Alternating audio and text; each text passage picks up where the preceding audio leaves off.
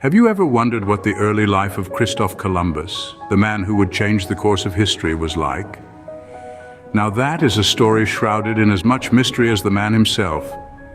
In 1451, in the bustling port city of Genoa, Italy, the future explorer, son of a humble wool merchant, was born. Yet it was not the life of fabrics that intrigued young Columbus, but the endless horizon of the sea, whispering tales of lands unknown. His fascination with the sea spurred a self-education that was nothing short of extraordinary.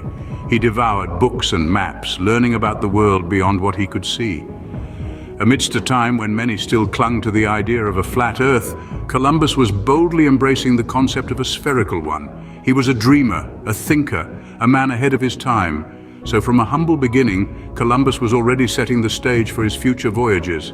Columbus's voyage to America wasn't a Sunday afternoon sail. It was a perilous journey, fraught with danger and uncertainty.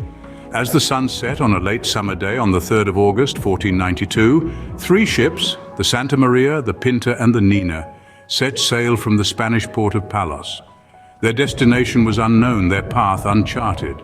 The man leading the expedition was none other than Christopher Columbus, a daring explorer with determination etched on his face and a burning desire for discovery in his heart. The journey was far from smooth. Resources were scarce, and the limited provisions of food and water had to be rationed meticulously, often leading to clashes among the crew. The vast open sea was a cruel and unpredictable mistress. One day it would be calm and serene. The next it would unleash a tempest that threatened to swallow the ship's whole. The crew, weary from the constant battling of the elements, was on the verge of mutiny. But Columbus stood firm, his resolve unshaken. Among the 3 ships, it was the Santa Maria, the largest of the trio, that served as Columbus's flagship. The Pinta and the Nina, though smaller, were faster and more agile, vital attributes in the face of the unpredictable Atlantic Ocean.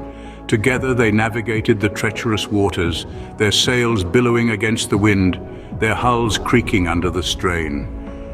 Days turned into weeks and weeks into months.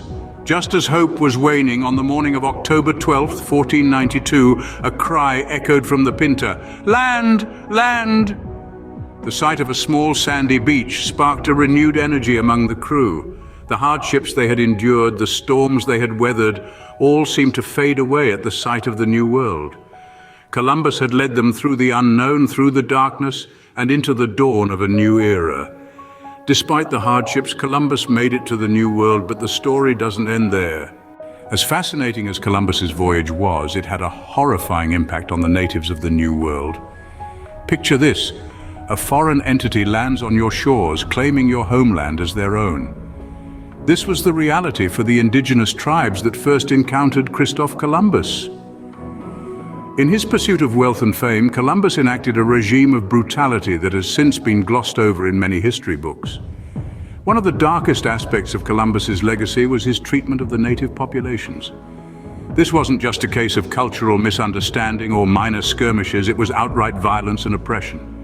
Men, women, and children were enslaved, forced to mine for gold in grueling conditions. Those who resisted or failed to meet the impossible quotas were met with brutal punishments, their hands chopped off as a grisly warning to others. The violence wasn't the only horror brought by Columbus and his crew.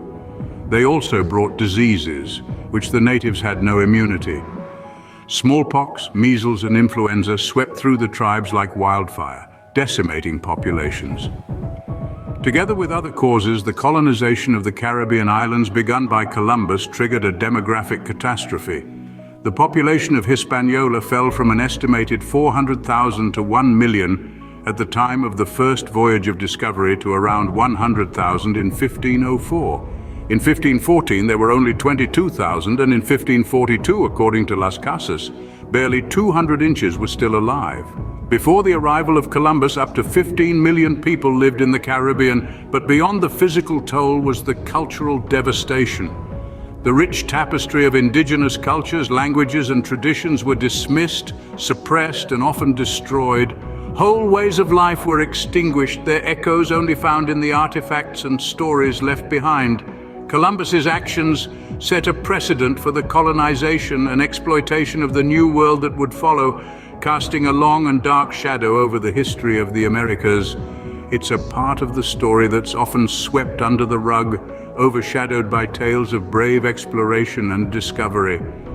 So, while Christopher Columbus is often celebrated for his discovery of America, it's crucial to remember the horrifying effects of his journey on the native populations. History, as we see, has many shades. Don't forget to subscribe to stay updated on our newest videos, where we uncover the legacies of those who shaped our world.